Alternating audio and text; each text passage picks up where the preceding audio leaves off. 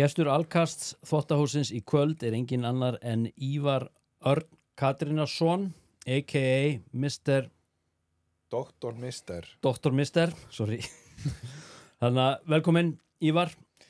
Þakka fyrir. Áður við byrjum, þá ætla ég að koma með nokkur velvalin orð frá sponsorum. Nei, ég ætla ekki að fara með öll þessi orð. Ég ætla að taka þetta í lokin. Já, ætla að taka smá.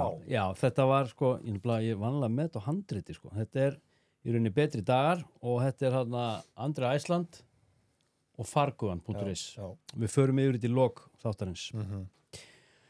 Sko, Ívar, ég ekki búin að sjá þig síðan 2006 og ég man eftir því ég sá þig síðast, þá vorum við í einhverju garpartí eitthvað upp í Nörrebrú. Þú varst eins og búlgarskur vasaþjófur með einhverja dömu upp á arminn. Já, ok. Og hérna eitthvað rembast við að vera edrú. Já. 2006. Við skoðum árangri. Svo gufaður upp og svo sá ég bara að næsta sem ég sá var bara tómt fucking vesen og rugluböll þar til fyrir nýlega. Við ætlum að fara aðeins yfir þetta en það sem ég var að hugsa sko, þú talar þema áðan því við ætlum að vinga þáttinn. Veist, nú séu þú búin að vera í nokkrum viðtölum núna på síkastið, út allt. Hvað getum við gert hér í kvöld til þess að hægt að nálgast þetta á einhvern annan nýjan vinkil en það sem þegar hefur verið sagt? Já, ég meina... Eða viltu láta það ráðast? Bara láta það ráðast, held ég, sko. Ég meina, mátt spyrja mig hverju sem sko. Alveg opin bók? Já, alveg opin bók. Arnór, hver á að byrja? Það hérna... Fyrsta stelpan sem þú kistir.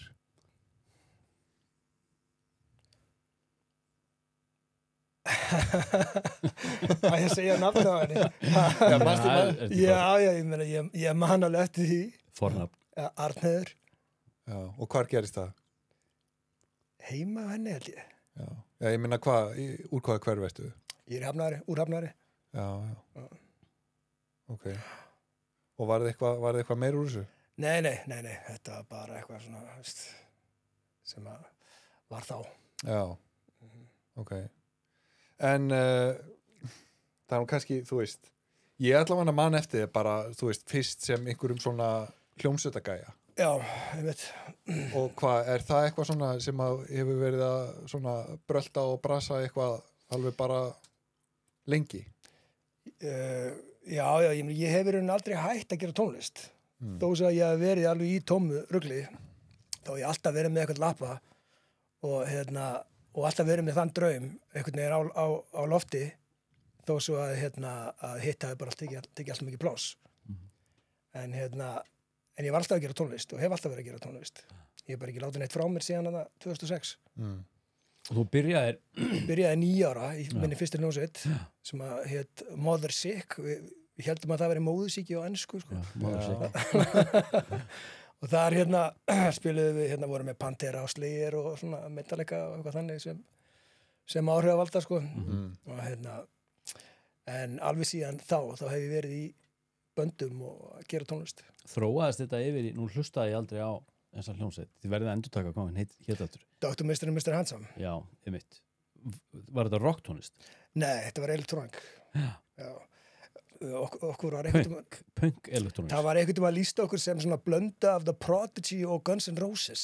Já. Voru þið vandaðir? Nei. Ég myndi ekki segja að við verið vandaðir. En þetta var samt alveg vel gert. Ok.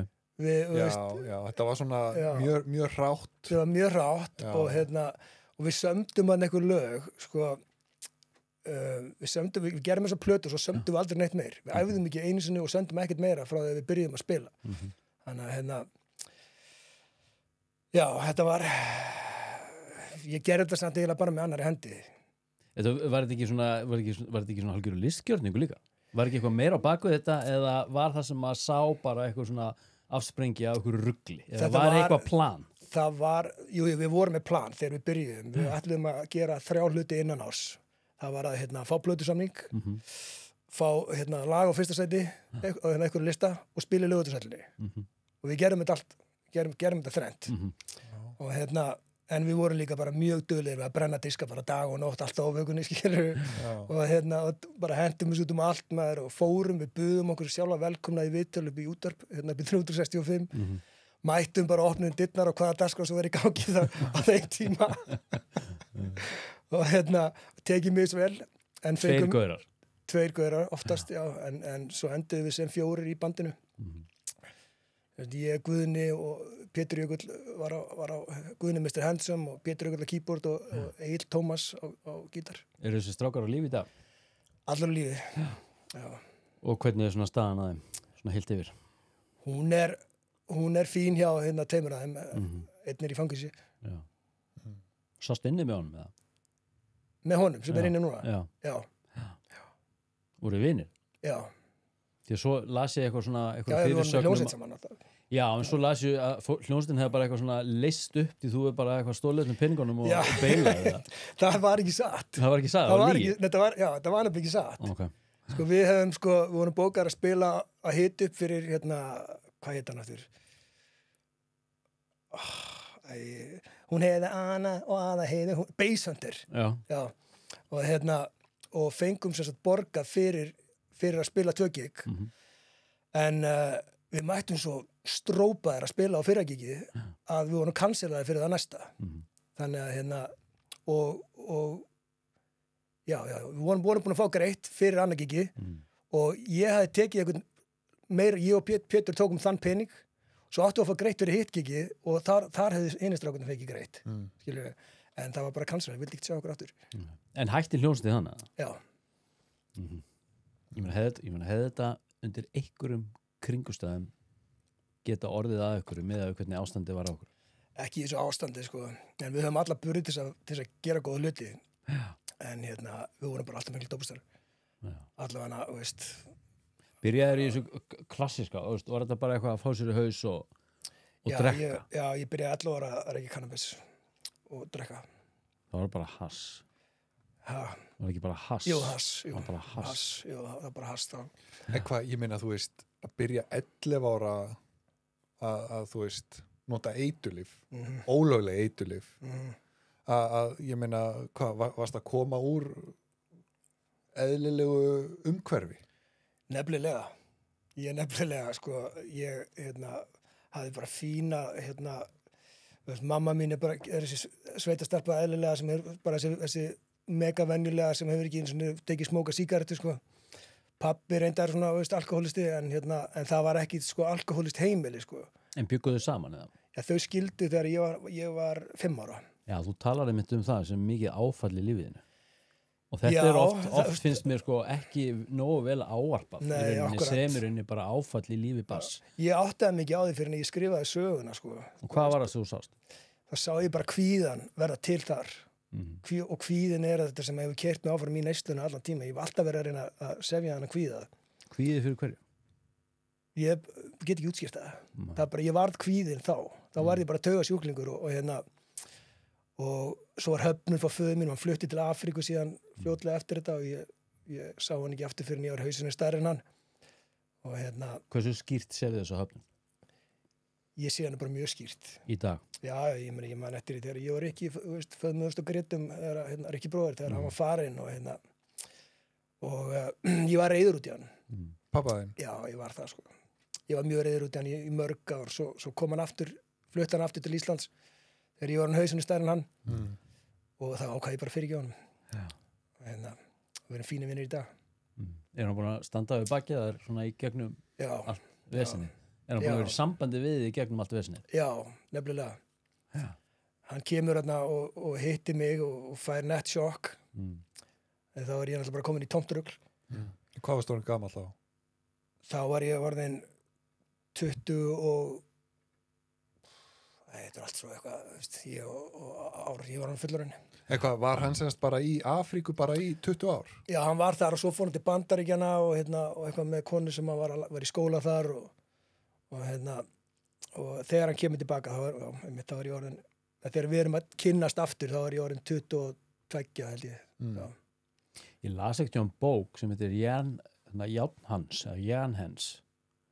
hann talar einmitt það þegar að veist, þegar iðnaðarbyltingin einhvern veginn tekur yfir þessa sveitastemningu, þegar papparnir voru bara heima veist, með krökkunum og þá í strákunum í þessu samengi strákarnir fengu aðgengi að pöppum sínum sko, þá einhvern veginn leka allt í lindi svo þegar að þessi kallar eru dregnir inn á annarkot skrifstofu eða inn í Vestmiðju, þeir eru að tala um þetta bara þetta sem dæmi þá hérna komaði þreyttir heim á kvöldin, súrir á því hafa ekkert óskúð til barnana sinna og þetta rými yfir daginn sem barniðurinn veit ekkert hvar faðir sinni einu sinni þetta er eins og svarthól fyrir barninu sem það einhvern veginn bara fyllir að djöflum einmitt, svo fór ég að leita í sko föður ímyndir sem að voru sko alltaf einhverjir glæpamenn eiginlega sem að brugðust mér náttúrulega alltaf á endanum og hérna já, þetta föðurleysi getur haft alveg gríðarlega slæm áhrif þannig að maður keyrður áfram að kvíða,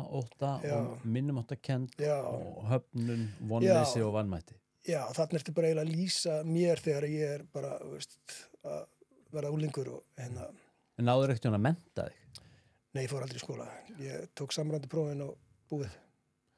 En samt þetta sem að þú varst að segja, Gunni, bara þessar tilfinningar sem þú varst að lýsa þarna, að þú ert samt sem áður þarna bara á þessum aldri, alveg bara gjörsamlega grunlaus og bara meðvitundalaus hvað þetta varðar. Já. Og ert í raun og veru bara, þú veist, með einhverja spennu og kvíða og vanlíðan sem að þú bara viðurkennir örugglega ekki einu sinni. Nei, ég er henni viss ekkert af því en þegar ég horfði svona tilbaka þá þegar ég fekk mér til dæmis að reykja þá fór kvíðin og án þess að vita að ég hafi verið kvíðin þá en þá var það eitthvað lausn sem ég fann léttirinn og ég var ekkert að fara að hætta því veist, þetta var eina sem ég þekkti sem að gata eitthvað ég láti mig líða venjulega og hérna og veist, það fór allir þessi daglegi kvíði, fór félagskvíðin og ég gæti alltaf liðið svona þokkalega Svo er það þessi game changer þegar áhrifandefni kom inn sko. þá kemur eitthvað annað dýr í ljós sko. þá var maður alveg öfugt við hennar kvíðnagæja sko. þá var maður alveg svaka confident það er svona eins og hugrekki sem kemur að þá fyrst já, það svínvirkar alveg fyrst sko. Og ég fór í kókið ég var 16 ára og var á kókið í mörg ár þetta er svona tímabil svo var ég á ecstasy í 3 ár held ég og spáði því í þessi ég veit að kannski almennt svona fólk sem er að hlusta eða horfa kannski áttast ekki alveg á svona neyslu forminu þarna þú segir ég var á kókið í mörg ár þarna ertu bara að taka það í nöð sko. Fyrst um sinn sko. Þú getur keyrt mjög lengi bara einhvern veginn á því áður en þú fer með inn í neyslu aðferðina eða formið yfir á nýtt og mun hættulegra stig sko. Einmitt. Ég var í þessari venjulegu neyslu alveg til að nákast 30 eða eitthvað þá prófaði ég fyrst að sprauta með En ég meina, þú veist, 16 ára að taka kókain ég meina, þú veist, þetta er dýrar en gull svona hvað grammið var það þetta er dýrar en gull þetta er dýrar en gull þannig að þú veist ég bjóð í New York á þessum tíma og var mikið í kringum þá byrjaði að gera raftónlist þá byrjaði að spila á klubbunum líka þannig að aðgengið var bara mikið fluttirðu þá til New York með fjölskyldunni eða? Nei, mamma sem sagt henni leist ekkert blikuna hún sá á mér að það var eitthvað ekki allt með feldu og hún hélt þetta væri svona eitthvað tímabil veist, stund sem maður myndi líða og svo bara sá hann að það var ekkert að líða þannig að hún sendi mig til stjúpbróðmis Eið Snorra sem að ljósmyndari? Já. Sem að bjóði til New York þá og ég fer ég þykk það og fæ jobb í honum sem svona aðstofamaður í bara hvað sem þú ert að gera hann var nú hansi hot shit þá sko. Já, einmitt. Þá var hann nýbúinn að meika með Daysleeper-vídeóðu með R.E.M. Já, var það ekki þarna Snorra-cam og allt þetta dæmi? Jú, þá var það að vera til. Já, einmitt.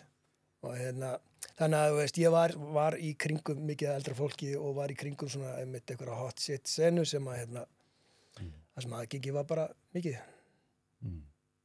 Já. Og það hefur aldrei verið nein spurning hvort að þú ættir eða hvort þið langaði til að fá mér já. Sko ég hef búin að ákveða 10 ára að vera dópustið.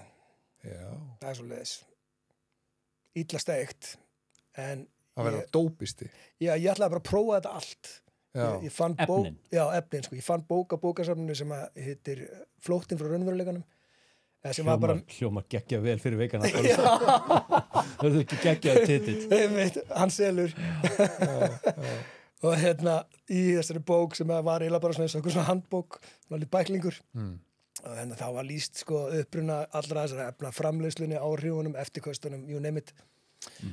Og mér leist á allt nema heroin. Mér varst eftirkostin einhvern veginn ekki aðlagandi þar. Nei, ég var ekki alveg að selja þetta. Nei, ég var ekki að selja það, sko. En ég var búin að ákveða að prófa allt hitt sem ég gerði. Bara 10 ára. Já. En ég sjálfur hef ekki notað þessi efni í mjög mörg ár. En mér veist efni alveg sjúklega heillandi. Já.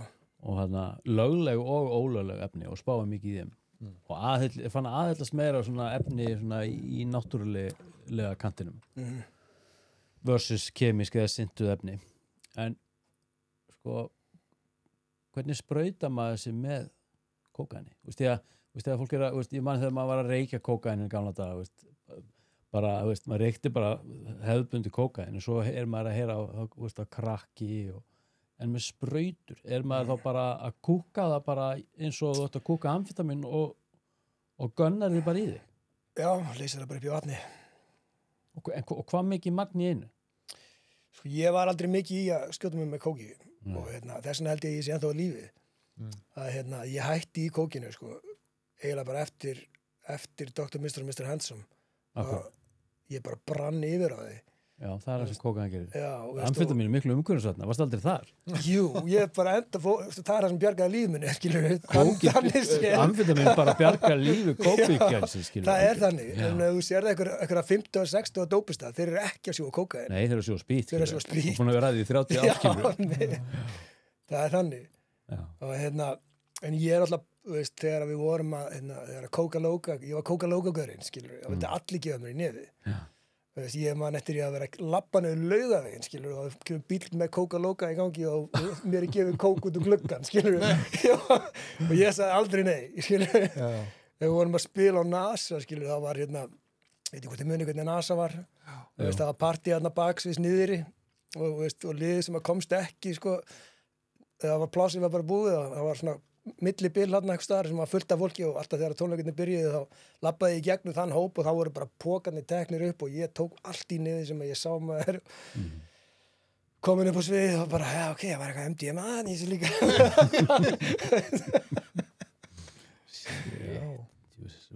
En hvað, lendur þá aldrei í einhverjum svona, hjartatruflunum eða einhverjum svona, Jú, það var oft sem að ég hélt að þetta væri búið, sko. Já. Það sem að, ég bara festist eitthvað staðar, skilur, ég get ekki staðið upp að fæði bara hjartaáfall, skilur. Já. En þá hugsaði ég með mér, ég þarf bara að drekka þess meira, og fá mig kannski aðeins meira. Já.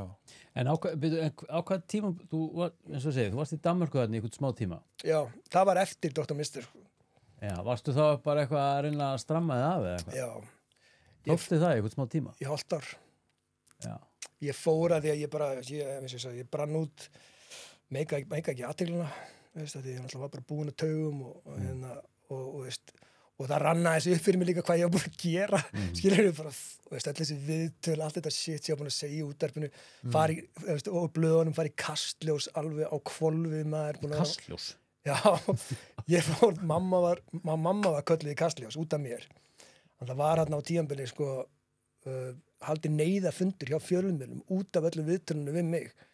Það var bara hvað verið að taka viðtal við svona veikan mann og bara byrta allt sem hann segir og bara maður er klárlega í geðrófi. Já, hvað er að ykkur, og þannig að mamma kölluð til í viðtal og hún mætti og var svona að reyna að verja mig eitthvað og segja ég var góður maður sem elskaði lítil börn og góður við gamalt fólk og alltaf og svo hvatti hún mig til að koma sjálfan. Til að hreinsa nafnið mitt. Hvernig ekki það? Varstu strópaður á því í kastljósi? Já, ég ætlaði að mæta edrú, en ég var búin að vakað í viku held ég. Þambaði hálfan lítar landa fyrir utan sjóhúsið. Svo mætti ég þarna inn og ég var eiginlega bara allan tíman að meðtaka það hver ég væri, sko. Shit, maður. Og svo þú veist, var ég spurður að í lokin hvert ég væri edrú og ég laug því. Já. Þetta er rosalega maður. Oh my Og það, god. sko, það einmitt, það, það var pínu áfall eftir það, ég viðurkenni það, og það fór pínu illa með mig, sko, að, þú veist, ég var á okkur hóteli á Sýru þegar ég sá síðan viðtali birt, skilur. Já, það því að var sko, bad þú trip, veist, maður. þú ert ekki að lýsa kannski eitthvað svona óeðlilegu ferli svona hjá mörgum sem maður hittir, sem maður, þú veist, eru í rugli. En bara, þú veist, algjörlega out in the open. Já. Á þessum tíma, þetta var líka svolítið svona fyrir tíma svona allt þetta, nú er einhvern veginn annarkvæm maður frægur sko, þú veist, áhrifavaldar og eitthvað svona shit, skilur, það var ekkert svona þarna. Það voru bara einhverju svona, þú veist, 15 manns, Já, já. skilur, sem voru eitthvað svona í svona einhverju svona stöður umfjöllum sko. Já, já, einmitt. Og það voru blöðin, skilur. Já. Já. En sko, á þessum tími, þú veist, nú man ég ekki eftir þessu, allavega ekki eftir þessu kastljósviðtali eða neitt svoleiði, sko. Það var bara tekin, þú finnur það ekki á netinu, sem betur fer maður. Já, ok. Það var bara tekið niður á einhverjum ástæðum. Það var einhver umkasi við mig kannski og Já, en sko, ég meina, var þá verið að tala við þig bara, þú veist, út af ruglinu? Já, og bara út af því, út af bandinu og bara hvert að ég gerði mig grein fyrir fyrirmyndinu sem ég væri og og eitthvað og hvað með þættu það og eitthvað. Og ég man hreinlega bara ekki almennilega eftir því, sko. Ég horfði aldrei á það aftur. Sko, áður en við förum í glæpaferilinn, og það er ekki eins og komnir í hann. Jesus. Sko, sérðu eftir eitthvað af þessu? Nú talar um fyrirmyndir. Sérðu eftir þessum tíma í lífiðinu? Sko, vissilega sé ég alveg eftir einhverjum hlutum. Ég bara lifi bara ekki eftir sér, skilur. Nei. Veist, ég gera það ekki. Ég velti mér ekki upp úr einu eða neinu þessu sem ég er búin að gera. Ég gæti verið að pína sjálf mig með svo miklu. En ég er bara búin að leggja þetta við fætu Guðs og bara horfa áfram, skilur við. Þetta hefði aldrei farið öðruvísi. Nei, þetta fór bara svona og ég gerði fullt af mistökum. Mér líður ekkit vel yfir heilmörgu. Er comeback á leiðinni? Músík, ekki Dr. Mr. Handsome en það er projekt í vinslu núna sem að kemur fram næsta sumar. Ok, spennandi. Af því að sko, ég meina, við vorum eitthvað aðeins að tala um þetta, ég meina, ég man eftir þér bara af djamminu frá því í gamla daga, sko. Og sko, ég bara einhvern veginn man eftir því að, þú veist, það var svona, hvað ég segja, svona stjórnlaus rockstjörnu fílingur í kringu þig. Já. Þú veist, það var bara svona, þú veist, það var keislaði gangi. Já, fór ekkert fram hjá neinum. Nei, nákvæmlega. En það var svona, þú veist, þessi svona rockstjörnu fílingur og þessi lífstíl. Einmitt. Algjörlega, við lifðum hann alveg bara, þú veist, til fullnustu og þetta var gaman. Já. Veist, þetta var gaman á þeim tíma. Veist, það var maður með mikið sjálfströst, skilur og veist, ég man eftir þessu skiptum sem ég svona aðeins, veist, fór svona að sjá að mér, skilur en þá var ég bara umgrundið svo mikið af einhverju viðlæðandi sem að samfærið mig bara að ég ætti að vera svona. Bara, hey, þú ert rockstjarna maður, hvað er þetta? Ætti þessi maður, þú átt að þá brauti kannski einhverja rúðu eða bombaði einhverju glasi í einhvern vegga okkur bara því að ég var rukkaður því að ég átti ekkert að borga fyrir drykki eða skilur eitthvað svona kjaftaði En svo heyrði ég eitthvað Bubbi eða eitthvað fyrir út í fílu fannst þetta eitthvað vera aðeins svo mikið komandi frá honum Crimea River sko í alvörunni hann sagði að ég væri greinilega mjög fyrtur maður og það hefði náttúrulega ég þrætti ekkert fyrir það og hann, það var flott sem hann sagði, hann benti mér á að væri hópur af fólki sem ég geti leita til og allt það. Og þú gerði það? Já, ég gerði það. Og svo félstu? Já, ég fann mig einhvern veginn aldrei í að og Hvenær var það þá?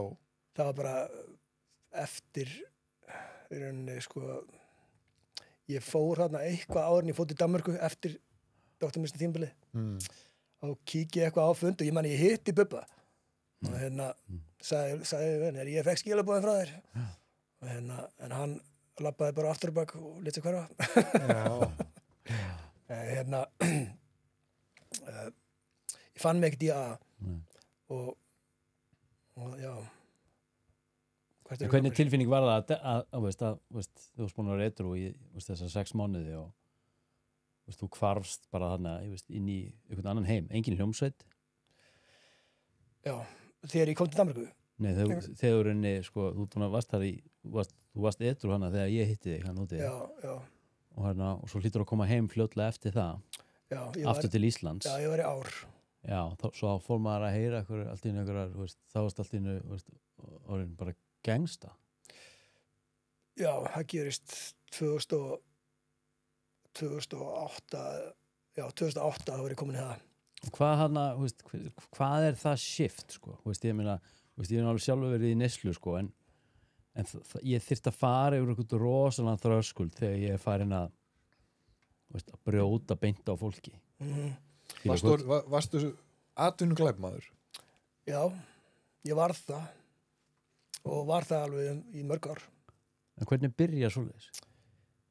Sko, ég hafði alltaf verið í kringum mikið að glæpamunum og náttúrulega bara, byrjaði í neyslu 11 ára, það er náttúrulega bara dílarar og og allar, og það hefur alltaf verið svona frekar normal fyrir mig, skilur við,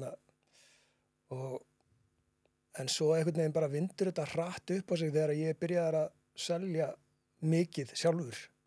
Og kókaði? Spýtt. Já. Ég byrjaði bara á spýtti og fekk hann einhverja 100 gramma krukku frá bróðum mínum og vissi ekkert hvað að gera við hana og svo árinu vissum þá voru við konum með 10 manns í vinnu sem voru að henda út fyrir okkur með 30 og eitthvað dílera á sínum tíma. Bara inn í Reykjavík? Já.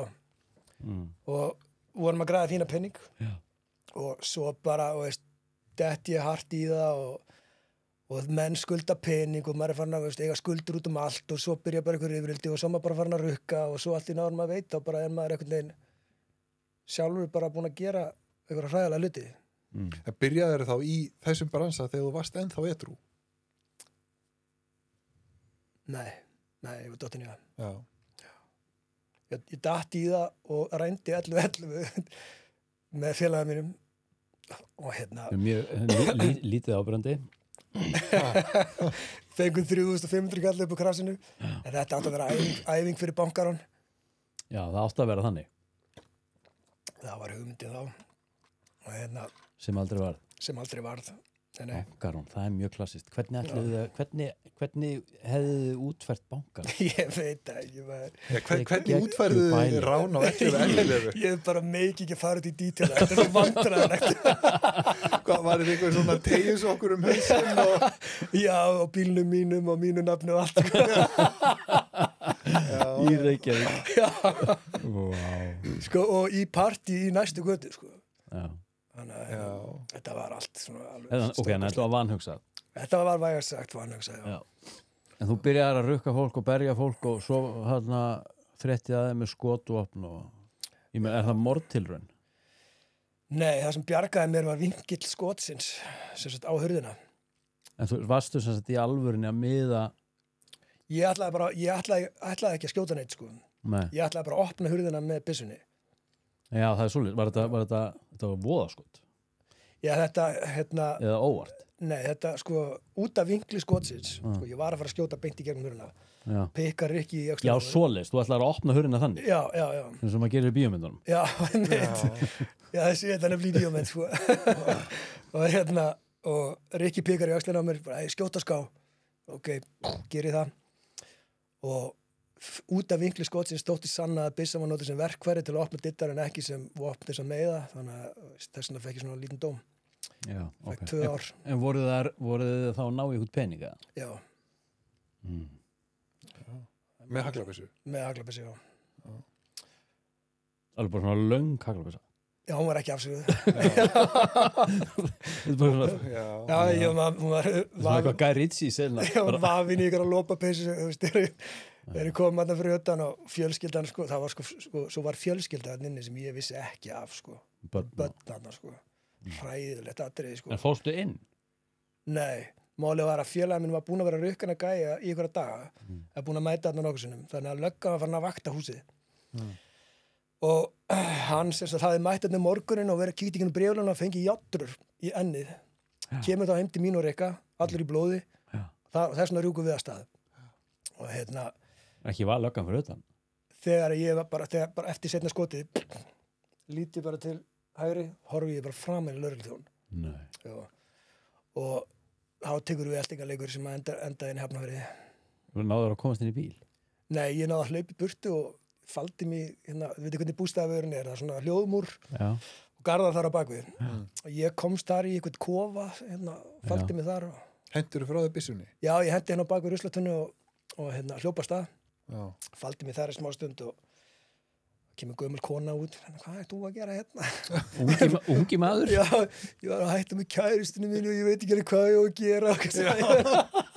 Hún bara, ég fór aftur inn og kom svo með malt. Fáðu þetta, þú getur ekki hangið hérna. Og þannig að hann hljópi aftur að stað yfir bústaðaveginn. Þá var bara all logandi, þá kom einhver katti, svona gæi samfesting og ætlaði að taka mig. Og ég setti hendina fyrir aftan bak og svo alltaf hann alltaf setti járnin á og tók í skrefið viðbót, svo snýri ég mig við og neldi hann á nefið og slapp. Sveigði mér fyrir eitthvað hotn og faldi mig á bak við ruslatunnu í svona ruslatunnu porti. Og þeim datt ekki í hug að ég var að fela mig svona nálagt, þannig að hverfið logaði kannski í 2 tíma eða eitthvað, svo komst ég inn í Hafnarfjörð og hann tekið þar. Vá, ég dáist að bjartsýni svona glæpamann oft sko, á Íslandi sko. Þetta var nú líka bara, veist hann á bak við ruslatunnu bara, shit, ég er fucked. En þarna varstu dæmdur hvað, í 2 ár?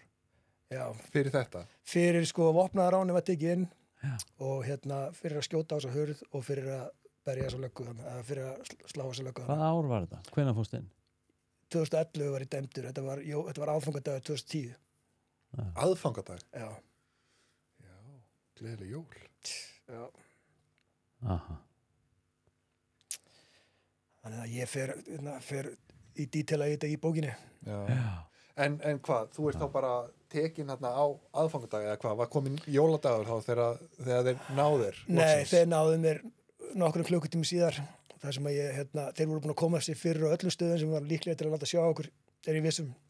Þannig að fyrir utan gistiheimili inn í Hafnarfirði sem félagi minn á voru þeir. Já. Og ég ætlaði þangað. Þannig að ég var bara handtekið þar. En hvernig var það að fara í fangelsi? Það var mjög steikt. Þú var ekkert verið þar áður? Nei, ekki, ég hafði farið á 9 ekkert í 2 vikur. En það var mjög steikt að vera hinum með við gerðinguna. Horfa svona út fyrir einhvern veginn fyrsta skiptið. Það var alveg ógleymanleg upplifun. En það rann ekkert að þér í fangelsinu? Jú, fyrst sinn var ég að brugga eitthvað með strákunum. En svo netti ég því ekki fyrir skóla og tók 2 annir og 1 önnan. En þú veist, hvernig bara stendur á því að staður sem að ætti að vera þú veist, rammgirtasti staður landsins, hámarks öryggisgæslu fangelsi og þarna geta menn bara verið á hvolfi allan daginn. Bara, já, ég meina að brugga, við erum ekki í Ríó, sko, í alvörinni. Hvernig gengur það upp? Já, ég meina, þú veist, í fyrsta lagi einmitt að vera að brugga og síðan alltaf bara einhvern veginn, þú veist, öll eitulifin og örugglega bara sterar og allt sem að menn óska sér, bara aðgengilegt innan múra hámarks öryggisgæslu fangelsins. Ég ætla ekki að fara að segja frá því hvernig það er gert þarna. Nei. Ég ætla ekki að fara að skemma fyrir neinum. En það eru 2 hús þarna. Það sem allir byrja, sem er kallað Ljónagrefjan, og það er minna eftirlit og allir í neyslu. Og svo getur þú beðið flutning og farið yfir það sem menn er í skóla eða að vinna og það er aðeins meira eftirlit. Þurftur að beita ofbeldið hana í fangelsinu? Nei, aldrei. Var þetta strákur svo þekkti mikið sem voru að nynni? Já, ég þekkti nokkra hausa hana. Var borin eitthvað svona sérstök virðing fyrir þegar þú komst inn eða varstu bara eitthvað svona average Joe? Nei, ég ætla ekki að segja það, sko, en mér var bara tekið vel. Heldur að það sé almennt þannig, þú veist?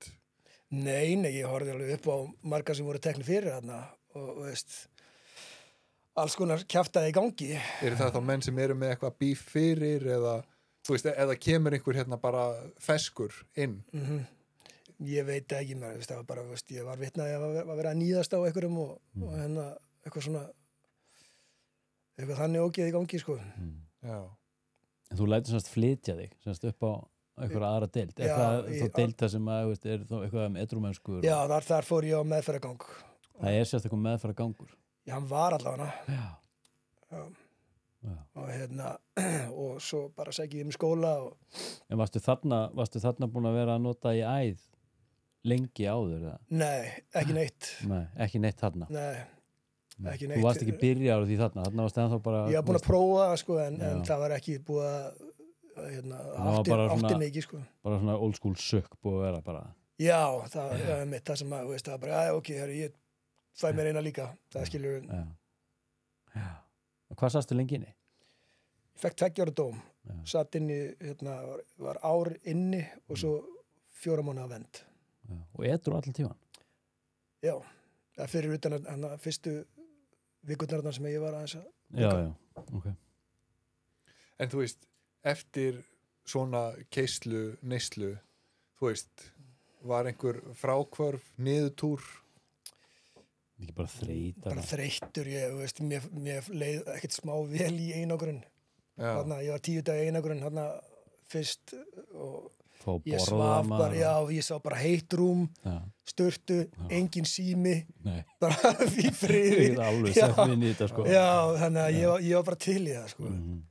Þannig sé, sko, þetta var hræðilegu tími líka bara, þessi ég reyndi að svipta um líf með 2 í þessum mánuði, sko. Reyndar að svipta þér lífi? Já.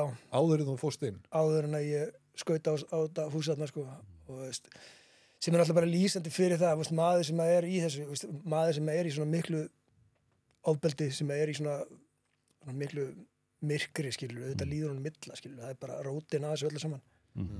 Og Hvernig mistekst manni að svipta þessu lífi? Fyrst átti ég alla pilluna mínar sem að var slatti. Það var bensodót? Já, bara alls konar, það var ekki morfíns sem betur fyrr. Og ég datt út þarna og það tók mig 12 tíman á að opna augun, ég var samt komið meðutund. Og ég var alltaf að tegja mig einhvern bjór sem ég vissi að... En þú varst ákveðin í að drepa þarna? Já. Eða, já, ok. Já, ég bara, mér var sama, skilur. Og svo inn í fangaklefa, þá reif ég teppið og bata eins fast og ég gat hálsinn á mig gerir hnút. Þegar þú varst nýbúið að handtaka þig? Nei, áður? Áður, sko. Ég var tekin bara farþið í bíl og bara sögum ástands var vildu ekki leiða mér að fara. Og svo þegar ég byrjar að ég gerir hnút nummer 2 og svo leggst ég bara aftur við vegginn og svo þegar mér byrjar að sortna með augun þá akkurat kíkja löggan inn í lúguna og bjargaði lífinu. Bara hengja sér sitjandi? Já. Já, djúsis örvænting maður. Já, þetta var mjög furðuleg, það er mjög skrítið tilbaka, ég hugsaði ekki um neitt, ég hugsaði ekki um neina fortíð, neina framtíð, enga sem ég elskaði, ég hugsaði ekki um neitt, ég var bara búinn. En svo sleppur það fangis, svo eru bara, með þann tíma sem þú búin að vera edrú í dag, þá taka við hana bara 10 ár, bara af meiru. Já, svo fer ég í fangelsi og Sérst aftur? Nei, þetta var áðurinn, þetta var í sama mánuði og þetta var bara einhverjum dögum áður, sko. Og svo fer ég í fangelsi og þar inni þá ákvaði ég að ég myndi bara fara, ég myndi gera þetta alvöru, ég myndi gera þetta skipulagt. Alltaf neysluna þá? Nei, glæpadótið. Glæpadótið? Já. Þá ætlaði ég bara að taka þessu bara eins og Grand Theft Auto og skjóta mér upp á nettíma. Er þetta svona, þú veist? En edrú samt? Já, í fangelsi, edrú. Þannig að þú tekur ákvörðun að þú ætlar að fara tilbaka og bara Tony Montana þetta nema edrú. Ætlaði þeir að vera edrú? Nei, ég var ekkert búin að spá í því. Nei, ok. Það var ekkert eitthvað... Þú varst bara í hvíld og hugsun og íhugun og undirbúning. Já. Og er þetta þannig að, þú veist, inn í svona fangelsi, ég meina, er þetta staður þar sem að menn eru bara að, sko, rækta sambönd og, þú veist, læra nýja iðn? Já, örugglega. Jú, auðvitað gerist það. Já. Ég meina, ég man bara eftir þarna, var það ekki þarna Bló, þarna... Já, þegar þeir kynntust þarna í fangaklefanum. Já, þegar þarna Johnny Depp talaði um það, sko, að hann hefði verið lokaður, karakterinn hann var lokaður inni með bachelorskráði í marihuana Já, og útskrifaðist með masterskráði í kókaini. Já, akkurat. Já, en það var nú ekki tannig hjá mér, en ég bara ákvaða allavega að gefa þessu séns og glæpalífinu, já, og gera það skipulegt. Þannig að þú veist, ég meina, engin endurhæfing í gangi inn í fangelsi? Jú, það er það náttúrulega líka, en það er náttúrulega bara, veist, það er boðið upp á hana. Það er boðið upp á það, skilur, en náttúrulega bara fyrir eftir hugafæri mannsins. Og þarna var ég bara greinilega ekki búin að fá nóg. Og ég vissi að ég gæti þetta. Og já, þetta var bara... Þetta er áhugavert. Þú meina þá bara teki lífstílinn bara skrefinu lengra? Já. Það talaðum var að kofra á bókinni, það sem stendur sko, ég ætla að djamma þannig að ég drefst. Já. Og veist, þú greinilega áttir eftir að djamma þannig til eitthvað myndi drepast í þér. Já. Og hvað, veist, ég meina, hvað er það? Hvað er það sem þarf að drepast? Sko... Eitthvað gríðalegu sásöka líka með bara eitthvað. Já, einmitt. Ég, veist, svo erfitt að einhvern veginn, veist, ég var búin að fá nóg. Eitthvað stað, mér leið aldrei vel, mér leið ekki vel. En það er eins og að hafa verið eitthvað vald þarna yfir mér. Þetta er eins og að vera andsettin. Já, eins og að vera andsettin og veist, og ég gerði þetta allt einhvern veginn í einhverjum brjáluðum ótta, og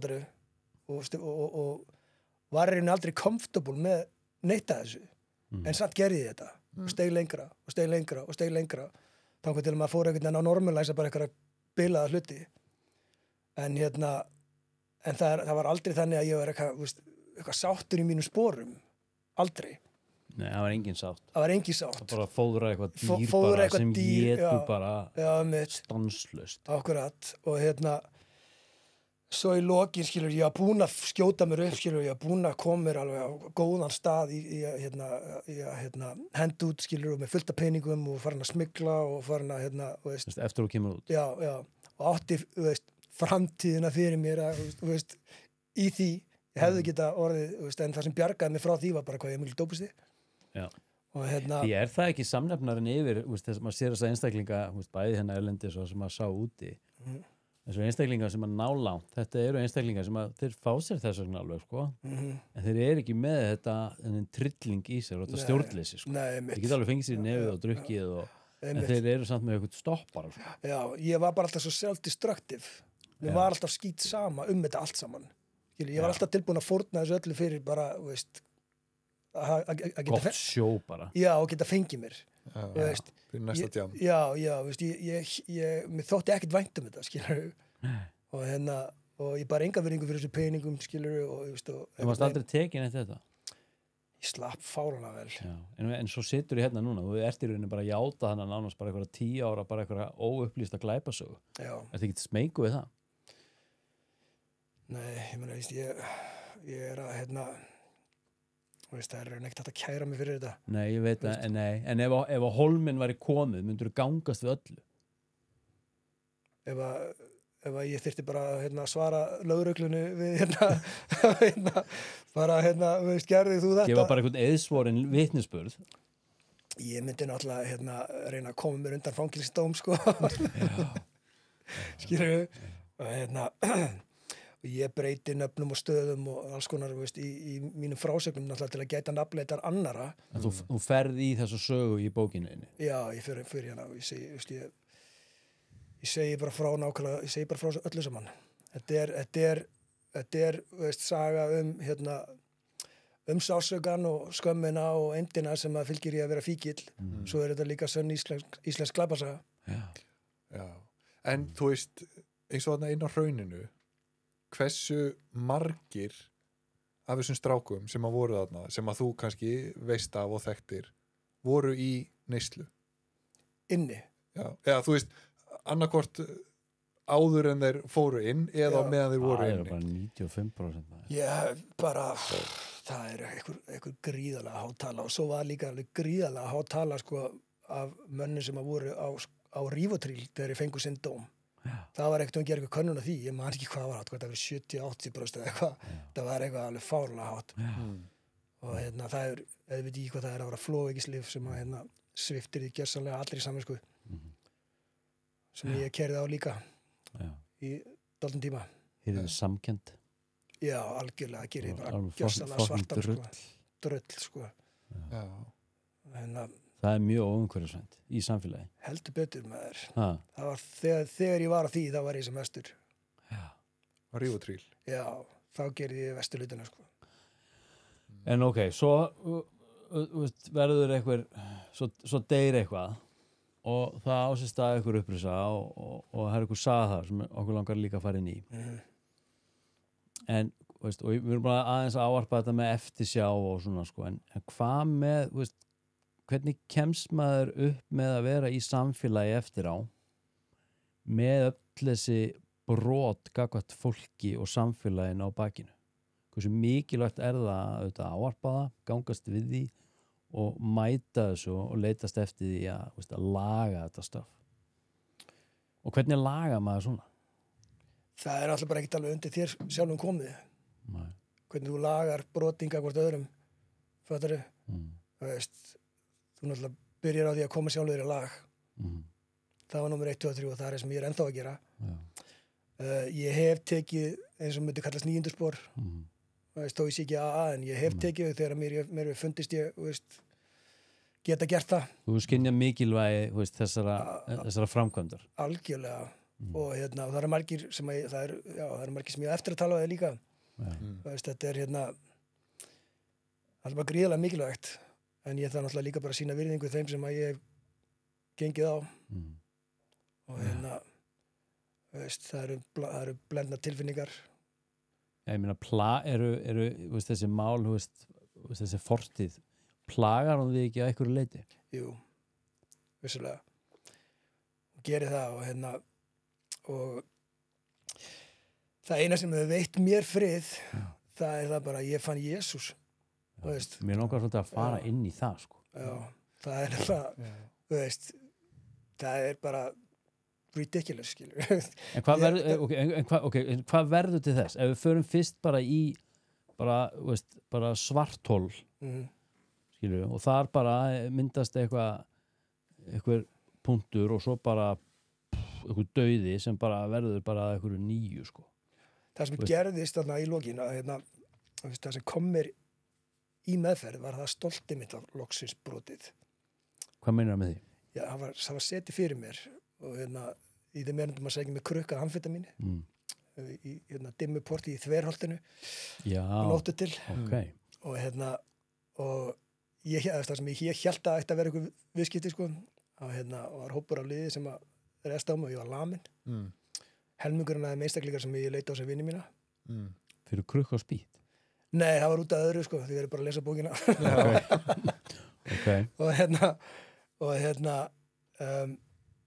Á meðan það er að gerast, það var bara einhvern veginn, bara, ok, come on. Fucking sko. Er þetta virkilega ég, skilur, bara, og einhvern veginn, það var eins og einhver rödd bara kom og hvíslaði að mér bara, er þetta ekki komið gott? Já, því þetta er svolítið að lýsa, þetta er ekkert endilega eitthvað það versta sem hefur komið fyrir þig. Nei. Skilur, það er þessna, það er svo áhugavert, og ég sé þetta, ég upplifa þetta sjálfur og sé þetta ótal sinnum að allt í einu, og eins og í mínu tilfelli, það var bara far fram að vera versti staður sem ég verið á. Skilur, ég hafði verið 30 kíló léttari, ég var bara í kjörþyngd, það var allt svona þannig sé í lagi miðað við aðrar upplifanir. Hvað er það ákvæmt þarna sem brotnar?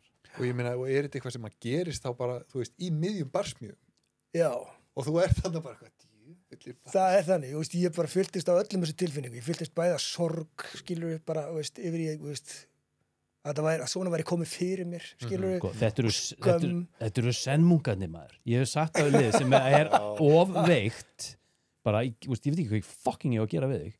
Það þarf að fara með því í klaustur og láta bara einhverja 7 sennmunga, bara berja þið með bambus, bara berja úr þér dýrið. Það er svoleiðis. Nákvæmlega, maður. Ég meina kannski þessar barsmíðar, þú ættir að vera þakklátur þessum gaurum. Ég er það. Ég er innilega þakklátur og ég fer einmitt út í það í bókinni, sko. hvað þú veist, bara því lengra sem var leið frá þessi, bara því meira og meira, bara, þú veist, bara, þetta vakti mig. Hvað hefði gest, Þetta hefði var- þeir ekki jumpaði þetta kvöld, sko? Þá væri ég kannski ennþá að rembast eitthvað í einhverju jöglið þarna úti, skilur. Það veit ekki, sko. Já, ég líti á það þannig að Guð hefði stíðin og sendt þessa menn á mig og ég var lamin, veist, ég slapp ekki smá vel út úr þessu, það sást ekki á mér. Okay. En ég hafði mig brákar ribbin. Já. En verra en það var ég með broti stólt. Og hvað, og bara fékkstu þér ekki eftir þetta augnablik? Ég hringdi á vógdaginn eftir og fekk pláss eftir 5 daga sem var líka dálítið sérstakt og ég notaði þangað til. Já. Hvað varst að nota þá? Þá var ég að nota spýtt, sprauta mig með spýtti. Og fórst aldrei hann að ópjóða? Ég átti 3 mánuði sem ég var í því og veist, það bara kom mér á eitthvað stjartfræðilegt level af siðferðislegri hnignun. Er það ekki sjúklega boring? Ógeðslega leiðilegt stöfmaður. Já. Mér leiði illa á því og illa því ég var ekki á því. Eða, þú veist, það var einhvern veginn, þú veist, þú verið brjálu frákvörðu ferður og svo ég fekk mér að fíla því ekki áhrifin. Ég hætti því sem betur fyrir eftir 3 mánaða dans. Ok, og hvað þarna hvað gerist í meðferðinni? Þar sef ég þannig fyrstu 4-5 dagana og svo ég náttúrulega bara, veist, brútal moment þar sem að það rennur allt saman upp fyrir mér og Hvað þá? bara hvað raunveruleg staðan mín væri. Fastur þú vera að koma inn á stað þar sem þú geti séð þessa hluti allt í einu nýju ljósi? Mér fannst það, þú veist, og ég átti í rauninni góðan tíma þarna inni, þannig séð, sko, þú veist, þjónustan þarna inni og aðhaldið sem ég fekk var þannig, þú veist, að mér fannst það hjálpa mér og en svo er það þegar ég komin í sveitina til mömminu eftir þetta sem að ég, svona, þú veist, sem að hlutinni fara virkilega að gerast. Semst eftir meðferðinni? Eftir vóg. Þá staðraðin í því að verða edrú? Já, að vera edrú. En samt svona hálfringlaðar? Já, svo En hvað, með samt hvað einhverja pæling að gera þetta á þínum forsendum? Að gera hvað sér? Já, að verða edrú, þú veist, að því að þú talaðir að þú veist, hefði ekki verið fyrir þig. Já, þar var ég í rauninni ekkert komin en að hugmyndin hvernig ég ætlaði að gera það, sko. Nei, bara ringlaður. Já, þar var ég bara ákveðin í að ég gæti ekki meir og en svo þegar ég komin í sveitunum til mömmu, veist, þá byrjaði ég bara að lenda í einhverju brjálari eftirsjá og skömm og samviskubiti og veist, ég segi ykkur að ég bara grét, skilur. Svo það tengjast þessu aftur. Já, og veist, ég bara grét og ég bað til Guðs og veist, bara, hei, ef þú ert þarna þá þarf ég núna, skilur, veist. Og mjög dramatískt og á þarna alveg fleiri daga þar sem ég er bara í þessu, veist. Ég er bara að tala við hann og ég er bara grátandi og ég bara svo bara finn ég bara ekkert frið. Gerist þetta svona? Nei, þetta tekur nokkra daga, sko. Og veist, en svo eru, þú veist, 3 mánuðir síðar þá segi ég bara upp á þetta, ég er frelsaður. Já. Veist, og þá bara upplýði ég mig frelsaður, veist, frelsaður frá valdi myrkurs þessa heims, skilur við. Og verður á þessum tíma fyrir einhverju svona, hvað ég segja, svona bara alveg svona gagngerðri andlegri reynslu, veist, ferðu inn í eitthvað ástand? Já, ég fæ bara, veist, ég er að tala um bara svona gæsa húða, bara overflow bara, og bara eitthvað frið og eitthvað innri bara, veist, bara hita og bara, veist, og ég bara halló maður, bara blessaður, skilur við, hann mættir. Sælutilfinning. Fannst þú að missa einhvern tímapunkti svona tilfinningu í líkamannum? Bara léttur, bara útrúlega léttur og kvíðin farinn, skilur við, veist, á þessum stundum. Kvíði fyrir þá fyrir framtíðinni? Það er bara þessi endalösi kvíði, þessi aðald neyslufélagi minn bara líkamlega vanlíðan. Já, bara farinn og ég er ekki að segja hann sé farinn fyrir fullt af allt, skilur, ég er kvíðasjúklingur, skilur, en ég á hann einhvern kraft og frið sem ég get sótt í gegnum Jesús. En hvað kemur þá Jesú inn í þetta? Já, mitt. Ég tengi við þessa reynslu, sko, en er ekki þarna megin, en alls ekki minn en að fordómaka eitthvað því, en alltaf mjög forvitin. En hvað stígur Jesú inn í þetta allt í? Sko, Hvað kemur hann málinu við? já, einmitt.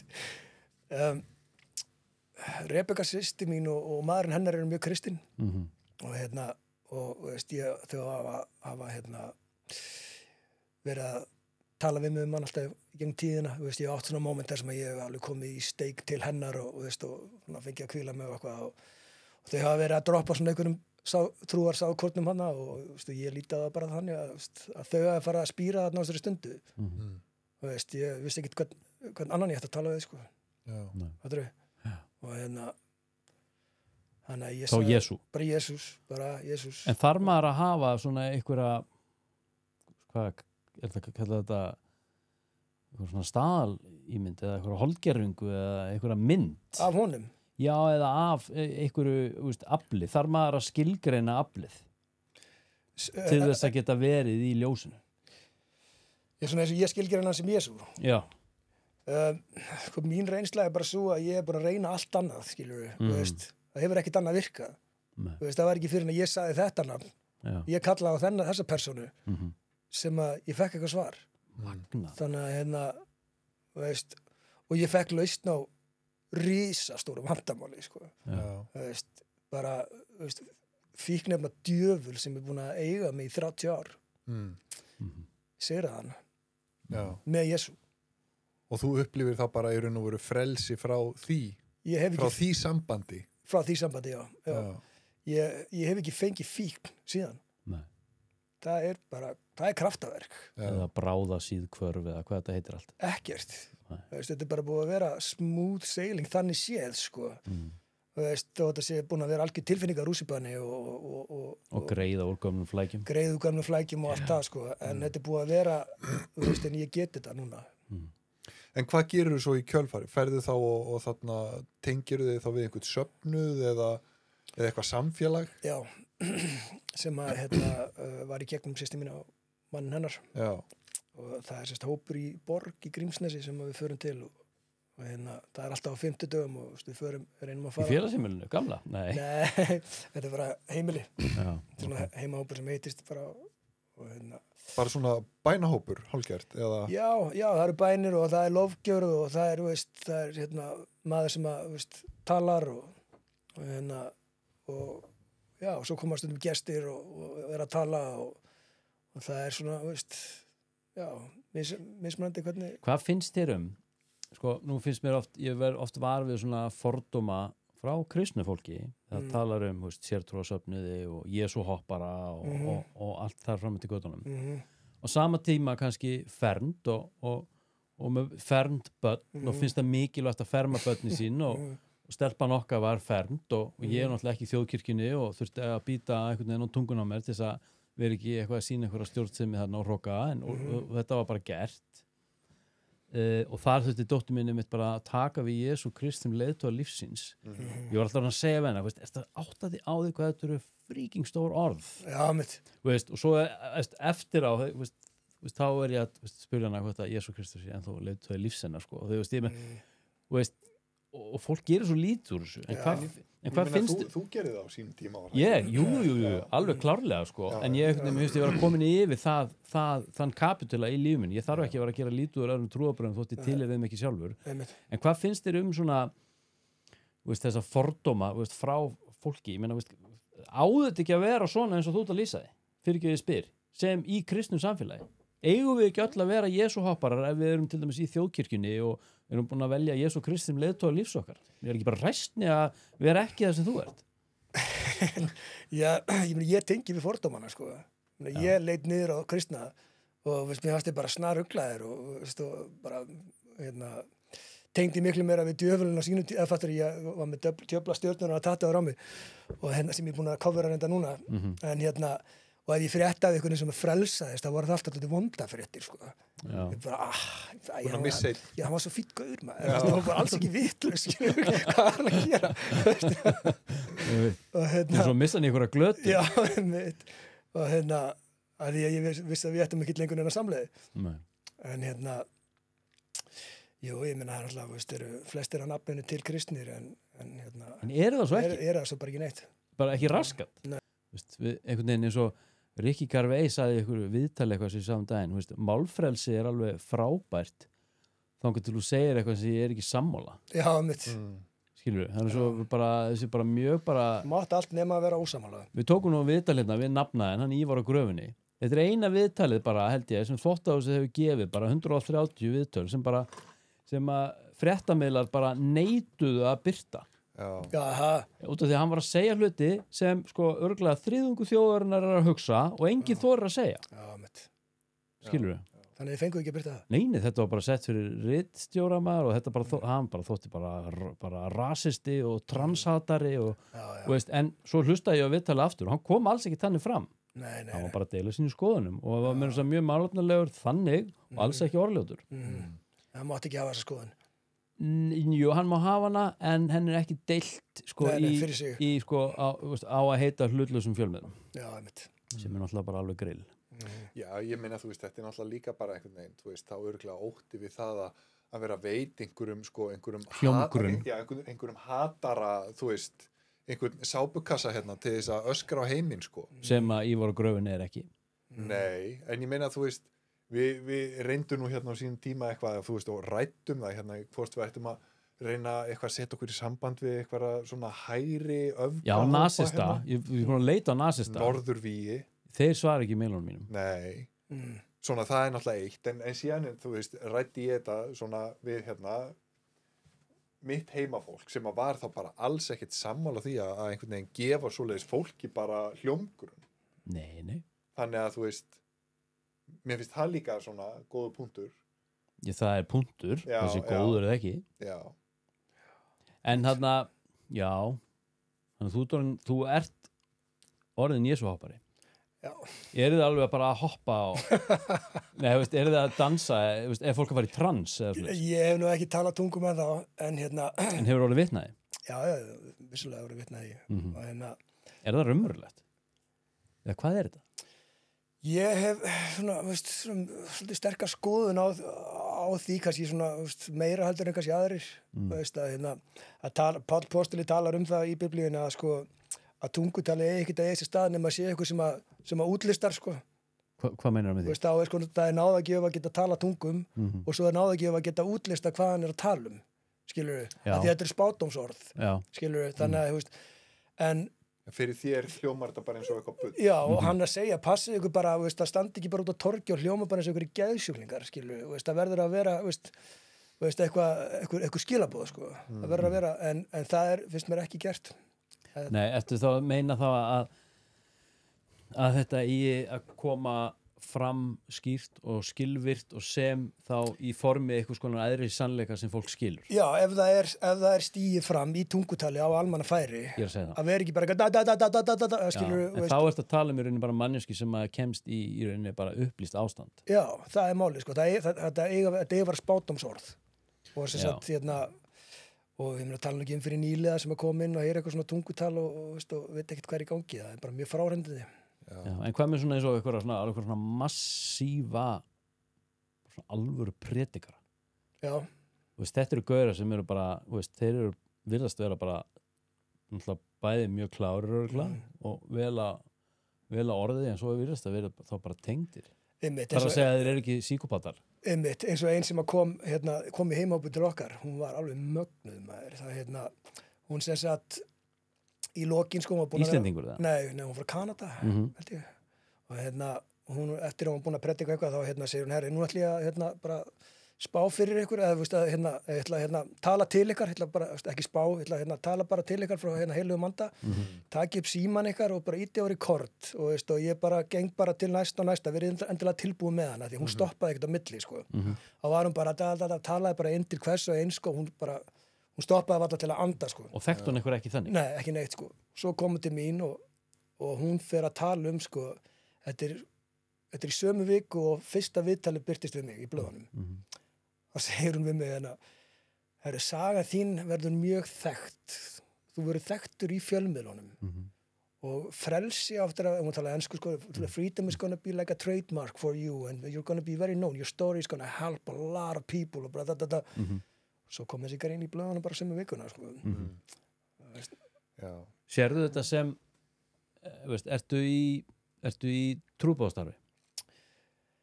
Nei, ekki ennþá. Ég hef ekki ennþá stíðið fram í því. En, Nei, ekki svona officially, ég veit það en finnst þér bera skildur til þess að ávarpa þetta, koma með söguna hérna og ég ger mér alveg grein fyrir því, ef þú myndir mæti heilt viðtal þar sem að væri bara eitthvað í einhverju dóprugli en það er svo mikilvægt að fara yfir í upprúsin og lýsa henni, ég meina finnur þið skilduðan til þess að koma þessum mætti út? Það er okkur þannig, já.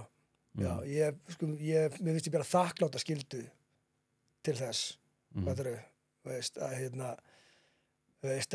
segja fólki sem að var á staðnum sem ég var á, bara, þú þarft ekki að þjást lengur maður, það er hérna laust, og mér er alltaf gaman að sjá að bókin mín er í 2 flokkum í Pennanum Eymundsson, hún er í annars vegar undir ævisögur, svo undir handbækur og fræðibækur. Já, sjálfsjálfabækur. Já, og hún er í 8. sæti á Metsölulistanum núna. Æðislegt. Og í þeim flokk. Og mér finnst þetta aldrei skemmtilegt því þessi bók er það. Hún er í rauninni handbók fyrir mann sem er á staðnum sem ég var á. Ef þú finna leið út, þá er bara þessi leið í boði. Það er vegur sem þú getur gengið, hann leiðir að. Já, en ég meina hversu gagnleg væri hún fyrir þarna 10 ára strák einhverstaðar á bókasafni í Hafnarfirði. Svona, ef við tökum með því hvaða bók þú lest. Já, sem að hefði nú áhuga á því að feta glæpabrautina. Sko, ég las Hlauptudrengur hlauptu minn eftir henni, sem er mjög fræg bók sem að minn hefur verið líkt við hana. Þetta var í svona íslenska Hlauptudrengur hlauptu. Hann sem sagt var frá Puerto Rico, flyttið til New York, gerist eitthvað gangster og fyrir eitthvað klíkur og rís upp þar og svo endar hann allan á því að frelsast. Ég las þá bók alltaf fram að þeim kafla, sko. Já, þú stoppaði. Það stoppaði ég, sko. Já, ég meina, þú veist, gæti þetta verið svona handbók fyrir, einmitt, upprennandi glæpamann. Og einhvern veginn svona, já, heyrðu, Ívar, hann gerði þetta svona og enda í fangelsi. Best að gera þetta ekki svona. Já, einmitt. Ég er neitt að kenna neitt mikið, sko. Þetta er ekkert sem að enginn veit, skilur. Þetta er ekki neina nýja fréttir, sko. Nei. Ég sko, þú talar að boða þetta áfram. Sko, tjáningin er svo sjúklega mikilvæg. Eins og þú ert búin að vera að gera. Þessi skrif, þú talar það fyrir viðtalið að þú í rauninni, sko, að leiðarljósið hafi verið að vinna úr áföllum og það er mikil áfall að vinna í einmitt að tjá sig, hvort þessi skrifuðu máli eða töluðu máli. Einmitt. Ég meina, núna ertu búin að fara yfir myrkrið og skítin og drulluna. Ég meina, hálf boring að fara að ávarpa það eitthvað aftur og gerast eitthvað svona glæpasagna ævisöguhöfundur, eitthvað annað bind og þriða bindi. Ég meina, liggur ekki bara leiðin ljós að það er bara að koma þessu ljósi í mannskapin og gera það fucking spennandi. Einmitt. Þannig að þetta selja, þannig að skilur þau, gera Jesú cool. Akkurat. Skilur þau, ég meina þetta hlýtur að vera rosaleg kunst og hlýtur að hvíla eitthvað svona smá ábyrgð að þér. Finnur þetta ekki fyrir þessu? Jú, algjörlega. Það er þannig að það er vist trúboðarstarf að hefjast hjá mér. Einmitt. Og í óhefbundnum skilningi. Í óhefbundnum skilningi, nákvæmlega. Og ég er að fara af stað. Enska útgáfan verður tilbúin í febrúar líklegast. Og ég ætla að fara til Bandaríkjanna og ég ætla að fara í kirkjurnar og ég ætla að segja söguna mína. Og sama sko, það er búið að bjóða mér að tala til vissara hópar sem ég er búin að segja já við þessu öllu og mér finnst þetta bara ógeðslega mikilvægt. En hvað, ertu þá að fara í hvítasunnursöfnuði eða hvað? Nei, ég hef ekki gert það ennþá. Mér búið í annan aðeins minni hóp sem ég er ekki ennþá búin að fara til en ég er að fara að gera það næstu helgi. Já. Þetta hljómar sjúklega spennandi maður. Þetta er ógeðslega spennandi og þetta er svo gaman, skilur við.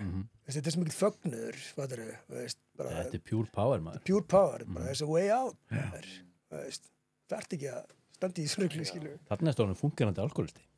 Loksins. Ha? Eða highly functioning retard. Annarkvort. Nákvæmlega. Geggjað. Já, menn þetta er málið að þú þiggur náðina og svo þiggur líka kraftinn. Fattar við. það er málið, ég keyrði þessa bók í gegn á þessum krafti, skilur hver er trúið að ég myndi skrifa eitthvað bók, skilur og hvað þá myndi ekki bara, seljast en fólk vill þetta já, við viljum þetta við viljum fá að lesa sásugan því hann fóðrar eitthvað en svo er líka eitthvað í okkur sem þráir lausnina undan honum já, mitt svo er sagan, það sem að styrkurinn hennar er náttúrulega eiginlega bara hvað hann er einlæg held ég sko en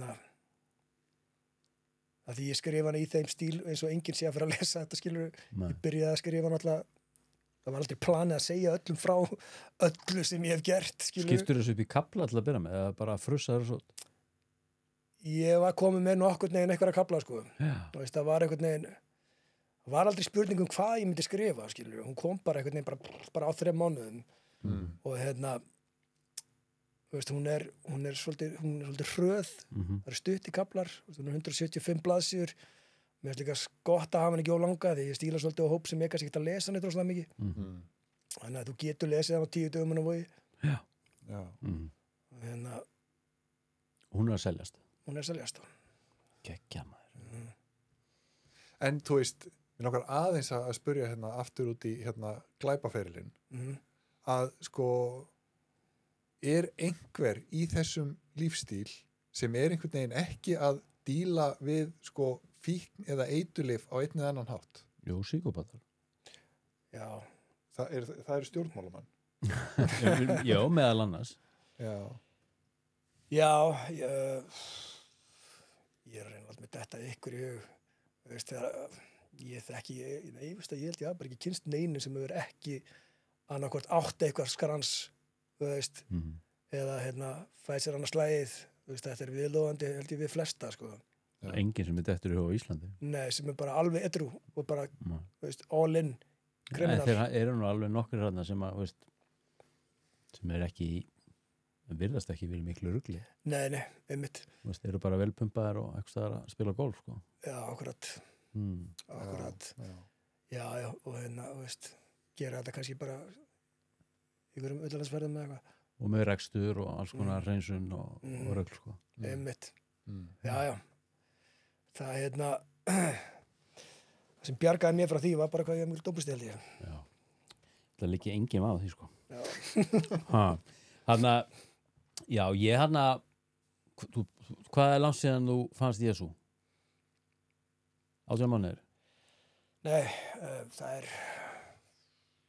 þetta er að vera komið 1,5 ár síðan ég fór inn á Vog. Já. Og ég myndi segja, það var svona 3 mánuðir þá veit ég, veist, bara officially bara sagði upp á þetta, ég væri frelsaður Fyrir 3 mánuðir síðan? Nei, 3 mánuðum eftir. 3 mánuðum eftir. Þetta er búið að vera 18 mánuða meðganga. Já. Og svona 15 mánuðir held ég. Ég er hræðilega með þetta. Okay. Og og veist, mikið búið að gerast og mikið kraftur, mikið ljós, mikið heilun. Já. Og þetta er ennþá byrjunarreit. Ekki það, við erum þannig bara örgulega alltaf einhvern veginn í einhverju formi en veist, ég var til í að fá að negla öðru spjalli við, ég var til í að taka aftur púlsinn að þér eftir svona ár sko. Já, endilega. Skilur við? Já. En hvað, þú veist nú vel blekaður hérna, upp og niður húðflúraður og þarna talaður að það hefði verið með einhverja djöflastjörnu þarna og lést breyta henni. Nei, ég leit bara fyll upp í hana svart. Já, það er alltaf hægt. Já. Það var svona það var pínu svona munið eftir American History X. Að vera með svastikuna hressaði. Já, kemst eða ekkert upp með það sko. Nei. Þú er alveg púlað þessar stjörnu sko. Eða kannski ekki borg í Grímsnesi. Nei, mér bara leiði illa með hana. Og er það eitthvað sem þú lést gera þá bara eftir að þú varst edrú? Já, bara eftir að ég frelsaðist. Já, og hvað, er eitthvað meira sem þú þurft að láta eiga við? Nei, ég var nú einmitt hjá Rikka bróðir, hann er farin að flúra þannig á Hókus Pókus, í kjallaranum, í Rúsami, held ég að heiti, og hann er að fara í viðgerðir. Hjá þér? Hjá mér, já. Já. Hvað, Koma- mikið af einhverjum svona Já, bara gömlum eitthvað syndum svona, veist, þarna? ég leiði nú bara eitthvað að æfa sig og hendina á mér hérna skilur og þannig að þetta er alls konar veist. Viðgerðir framöndan. Já, Já, á bæði ýmsum vikstöðum. andlegar og líkamlegar. Já, algjörlega sko. Geðveikt maður. Mm. Ég finnst þetta sjúklega skemmtilegt. Já, sumleiðis, það er búið ógeðslega gaman að spila ykkur. Já, svona bara, þú veist, flott saga, sko. Þetta er svona ílega svona smá svona kraftverkarsaga, sko. Já, mitt. Skilur. Eða, veist, flesti sem fara þarna sem þú veit, þeir deyja bara. Já, akkurat. Einhvern veginn. Akkurat, það er alltaf fáir sem lifa þetta af. Já, svona pakka, sko. Svona langan, þetta er svo sjúklega þreytt, sko. Einmitt. Já, ég skil ekki Þetta er svo útald í þeim, maður. Já, heldur betur maður, veist, líka Þú mér er bara svo einhver þríþrautakappi, sko. Einmitt, Iron Man of drugs. einmitt. Ef að hætta þessu, ef þú sáttu við þessu útkomu, Já, ekki? jú. Eitthvað sem við erum að gleyma. Er eitthvað svona að glemma? Nákvæmlega. Bara, veist, benda á bókina. Bendabókina, já. Já, bara hún fæst í... Bókin heitir? Hún heitir Ég ætla að djama herli í drefst. Ég hef þetta komið eintak fyrir ykkur maður, hvað er ég að spá? Já, og hérna, Ég hugsaði, ég er svolítið bara að lána bækur á bókasafninu, sko. ok, Og ég er líka svona, þótt ég sé ekki á Vogi og löngu runni að mér, þá, ég hugsa ég geti nú alveg dritað mig gegnum 175 blaðsíður, sko. já. Sko ég er að heyra að lesblindir geta að lesa þessa bók. Eru stórstafur. Já, einmitt. En svo kemur þetta líka alltaf sem hljóðbók. Já, það er, Storytel og annað. Er það? já. Hver ætlar að lesa hana? Herri, það er ekki nelt, en ég get ekki sagt frá þið núna. Nei. En það er allavega hérna, Bubbi Mortens. það er mikil fyrirmynda fyrir að lesa þessa bók. Þú vilt ekki bara lesa hana sjálfur? Ég hugsaði það, sko, en ég hugsa ég láti fagmannum þetta bara. Já. Já, Gekkja. Heyrðu, Arnór, getur þú rétt með miðan? Ég mist hann. Heyrðu, Ívar, það var geggjað að fá þig hérna. já, bara gaman að koma og Takk fyrir að bjóða treysta mér. okkur fyrir þessu Já, og hreinskilinina. Og við sjáumst að 12 mánuðum liðnum. ekki spurning. Já.